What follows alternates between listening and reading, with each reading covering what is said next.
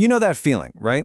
That little moment of panic when your cat just isn't acting like themselves. They're quiet, they're hiding, and you can't help but wonder, do they have a fever? It's a huge worry for so many cat owners, and today we're going to clear it all up. So let's just get right to it. The number one thing that sends cat owners into a spin. You're petting your cat, you touch their ears, and they feel like little radiators. Your brain immediately screams fever, right? Whoa, hold on a second. Here's something you've got to know. A cat's warm ears, or nose, or even their paws, they're just not a reliable way to tell if they have a fever. Cats are naturally warmer than us, and they actually use their ears to get rid of excess body heat. So while it's something to notice, it is definitely not a diagnosis. So here's our game plan. We're going to bust that fever myth wide open, then talk about how to spot the real science. We'll look at what causes fevers, understand your vet's crucial role, and then wrap it all up with a clear action plan for you. All right, first things first, let's get on the same page. What even is a fever when we're talking about cats? Because it's a lot more than just feeling warm. A true fever, which vets call pyrexia, isn't just your cat being hot. It's actually a really smart, controlled response. Think of the hypothalamus in their brain as this tiny internal thermostat. When it senses a threat, like a nasty infection, it deliberately cranks up the heat. Why? Because that hot environment makes it really tough for bacteria and viruses to multiply. It's a defense mechanism.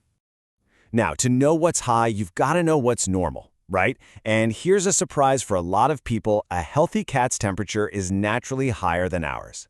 They cruise along between 100 and 102.5 degrees Fahrenheit. So what feels pretty warm to you could be perfectly normal for them. So this is the number you need to remember. Anything over 102.5 degrees Fahrenheit, that's when we officially say, yep, that's a fever. That's the signal that their body is actively fighting something off, and you need to start paying close attention. And then there's this number. When you see a temperature climbing over 106 degrees Fahrenheit, we are in the red zone. This is a full-blown medical emergency. At this point, the heat is so intense, it can actually start to damage their internal organs. This is a get-to-the-vet now situation. Okay, so if hot ears are out, how are you supposed to know if something's wrong?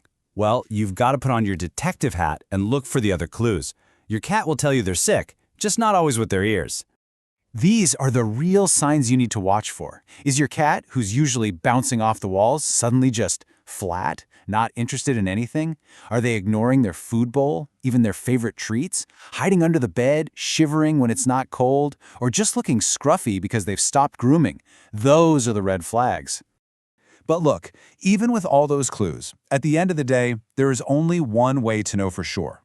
The only way to get a definitive black and white answer is by taking their temperature rectally. Now, I know exactly what you're thinking. And you're right, this is not the easiest thing to do. It's 100% a two-person job. One of you needs to hold the cat securely, maybe wrapped in a towel like a little kitty burrito. The other person uses a digital thermometer with a little bit of lubricant, lifts the tail, and just gently inserts it until you hear the beep. But listen, if your cat is really fighting you, don't force it. It's better to let your vet handle it. Okay, let's say you did it. You took their temperature, and you've confirmed it's high. The very next question is, why?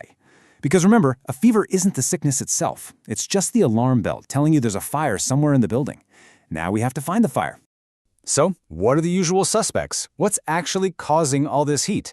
Well, the list is pretty long, which is exactly why a vet's diagnosis is so important.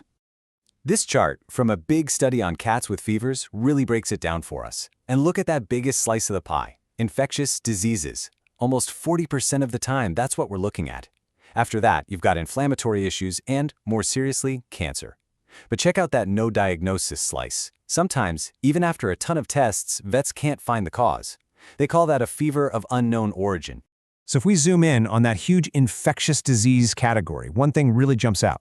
Feline infectious peritonitis, or FIP. That was the single biggest cause found in that study. But it can also be something much more common, like an infected bite wound that's turned into an abscess, or other viral or bacterial bugs.